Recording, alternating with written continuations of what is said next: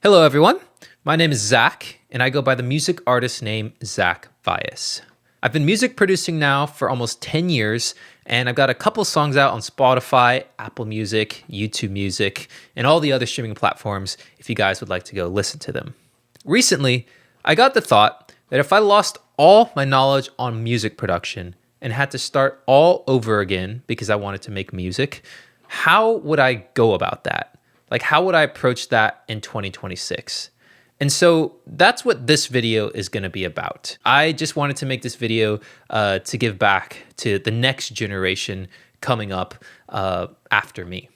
And so today we're going to be talking about what I would do to learn music production from scratch in 2026. So first things first, I would learn basic piano and basic music theory.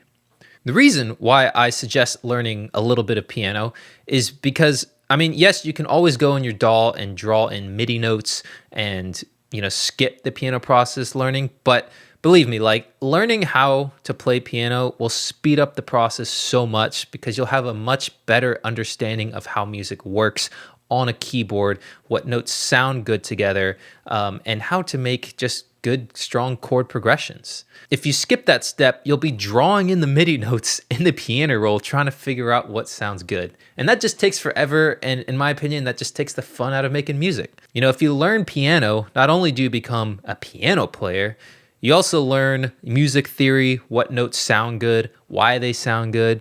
You learn how to play in different keys, you learn scales, and it's just going to give you a really solid foundation of how music works. Piano is also one of the most linear instruments, if not the most linear instrument out there in the world. Learning piano just makes it much easier and visually easier because you can actually see what you're doing with all the white and black keys of why things work in music. If you're a guitar player, that can work too, but I'm also a guitar player. And the thing with guitars, it's just not that linear of an instrument. It's hard to understand music theory and why it works on guitar because it's not linear. Like, you basically play with shapes and you have to know shapes on guitar. With piano, you clearly see everything labeled from the lowest note to the highest note, and you got all the sharps and flats in front of you. You can visually see what you're doing. So that's why I recommend piano. The other thing is learning music theory. This is, learning how to play in the C scale. I recommend starting there because on piano, it's all white keys.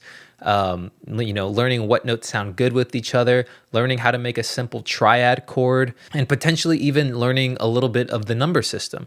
That way, if someone says, hey, I'm playing a 4-5-6 chord progression, you know what that is in the key of C, if that's all you know. Just learning the basics on keys and basic music theory will put you much farther ahead than a lot of producers out there who skip that step and just go straight into the software. The next thing I would learn is learning basic rhythm counting and how that translates into a DAW. So if you haven't heard of time signature stuff yet, most pop music today, or most music in general, in the mainstream market is 4/4.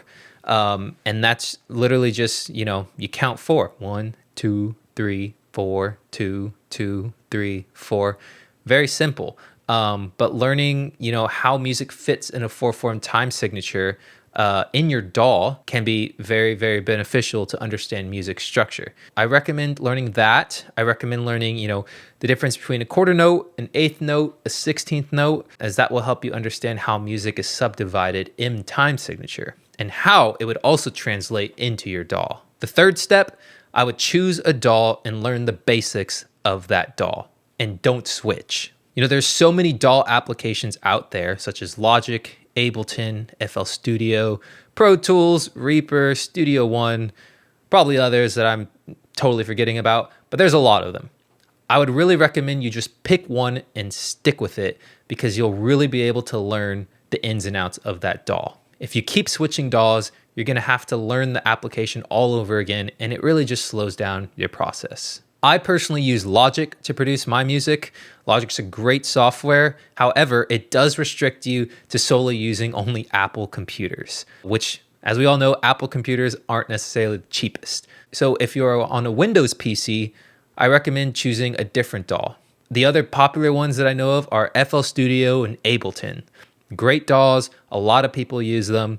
I believe FL Studio is the cheapest. I believe it's like 180 bucks, and you get lifetime free updates, which is insane.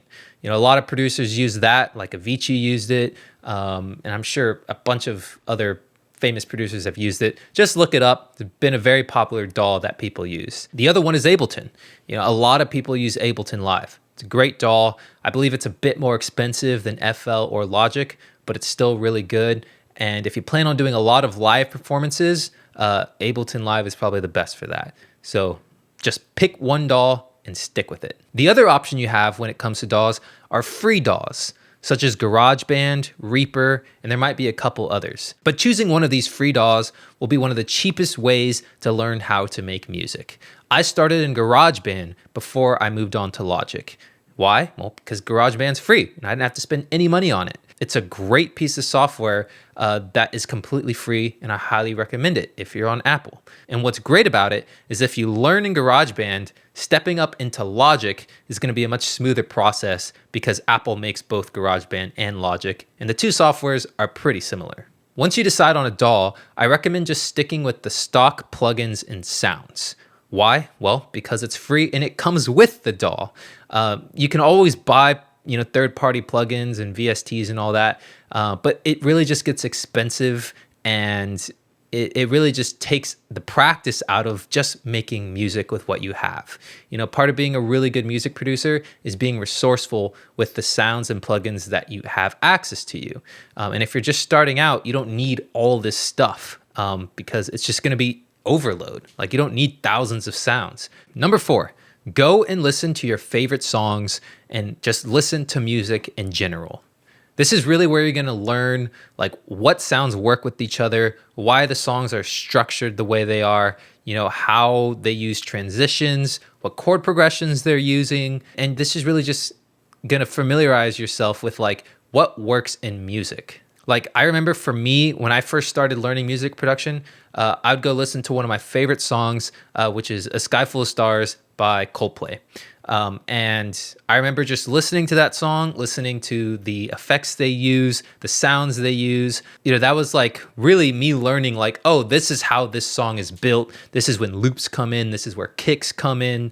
And it really just started like laying down the foundation of like, all right, this is how a track is made. And it does train your ear to be able to notice like what instruments are playing, you know, like, because at a particular section of a song, you know, you could have a piano, a bass, a guitar, an electric guitar, a synth, arps, like all this stuff. And when you go and listen to music and you start like really paying attention to what's going on, your ear will be able to start to pick out, oh, this is what's actually happening. And it really is about training your ear to develop that muscle of listening to music and dissecting it. Number 5, start building out your first loop. It's okay if it sounds terrible. It's okay if you don't like it. This is really just a practice of building out your first loop. And I don't recommend just making just one. Make as many as you can with the time that you have. The more reps you have, the more likely you are to make something that you like. Like even for me, someone who's been producing, almost 10 years now, I still make loops that I don't like. And so I know, because I've done it for so long, that the more loops and ideas I put down, eventually I'll land on one that I really like, and that will become a full finished song that I will eventually put out. But just make sure to really start practicing making loops in your DAW. Another word for this is just called building a vibe. Go build a vibe and just get good at trying to build vibes. Next up, we have number 6, learn arrangement. If you don't know what song arrangement is, it's basically the map of the song. So for example, you've probably heard the terms verse, pre-chorus, chorus, bridge, verse 2, all that stuff. That is knowing what song arrangement is and building out a map. So if you go and listen to most pop songs today, they usually have, like an intro. Sometimes it's a 2-bar intro, 4-bar intro, or 8-bar intro. Then they have a verse. Then they have a pre-chorus. Then they have a chorus, verse 2, build up, chorus, maybe a bridge, and then another chorus, and then an outro. Learn the arrangement of songs that you like, because that will help you to really map out, an arrangement of the potential loop that you just made and figure out how to build it out. If you don't practice the skill of arrangement, you're probably going to be lost in your DAW and you're going to be like, where does this song need to go? I remember that was like a big problem for me when I first started. I had no idea where to take a track, and it's because I didn't know how to arrange tracks. So please do yourself a favor, drag your favorite song into your DAW and start like mapping it out. Like map out the intro, the verse, the chorus, and so on. And so you can really figure out, how this song is structured, because it'll help you figure out how to structure your song. Number 7, learn how to record vocals and vocal arrangement. I'm sure most of you guys know how to simply hit the record button in your DAW and start recording stuff into a microphone. That's the simple part. Just make sure you aren't peaking. But what I'm mainly talking about is, learning how vocals are produced. Learn the difference between the lead vocal, what doubles are, what harmonies are, and learning where they go in a song. For example, in a verse, you normally just have a lead vocal playing. But in a chorus, you'd usually have a lead, doubles, and harmonies to really thicken out your chorus section. And so learn how vocal production and vocal arrangement can really elevate a song, because that will really take your production level up. The other thing is just paying attention to the mic that you have access to. For me, this is a Shure SM7B microphone. It's a great mic, costs about $400, but is it the most expensive, highest quality mic on the market today? Absolutely not. But this thing does produce really high quality vocals. You can go and listen to my tracks. Most of them were recorded on this thing. Get the best quality mic that you can with the budget that you have. You can even get a cheaper mic than this and still get great audio. So just do your mic research. Make sure you are using a decent mic at least for your songs, and your production quality will go up. Finally, we have number 8, which is make your first demo. After everything we've discussed in this video, you should be able to make your first simple demo. Have a little bit of a verse, maybe a pre-chorus and a chorus, and record simple vocals over that, and you should have a decent idea. And it's okay if you don't like it. You're not trying to make a hit tomorrow. This is really just building that muscle of what it takes to build out a demo, which would eventually lead to a song. Since this is your first demo, just remember your goal isn't to make a hit. It's to just get a little bit better every day. If you found this video helpful, feel free to subscribe for more music production content just like this, as I plan on making more videos in the future.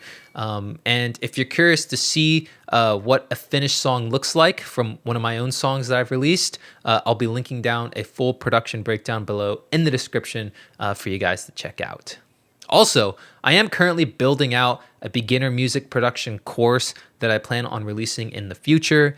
It is not ready yet, but if you would like to join the waitlist, there's a link down below in the description for you guys to join that as well.